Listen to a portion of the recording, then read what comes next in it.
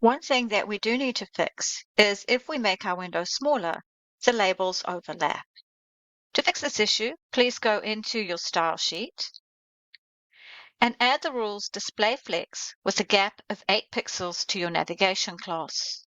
Then in your navigation CSS, in the navigation button, also add a display of flex.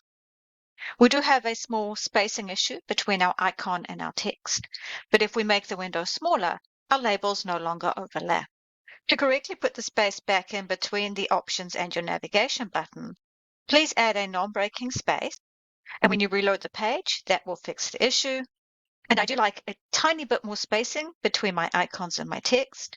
So 2 non-breaking spaces, the problem is nicely solved. It seemed like a good idea to remind you that in an assessment, you'd want to show some refinement and iteration. And that's what I've done off camera, where I added some content and an image.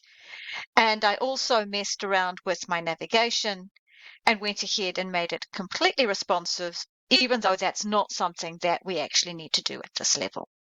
In the support files area, you should have a text file with the text that we're going to use on this website. Please go to it and you're going to copy and paste the content, put it into the main routine. Of course, this needs to be a header, which means you'll want to enclose it in H2 tags.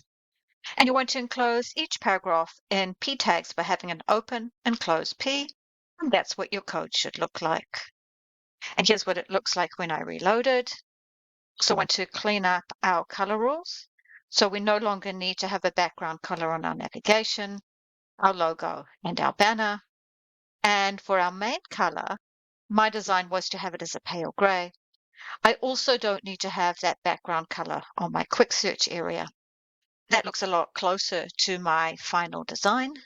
The support files area, you should find the language buttons image.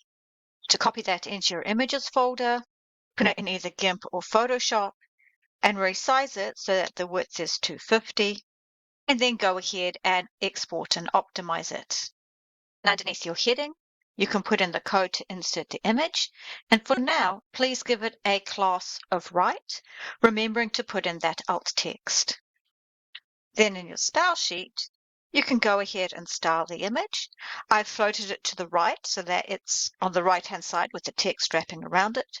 I've set it some margins so that it's placed as I want, put on some slightly rounded corners, and if you'd like, you can experiment with the rotate transform.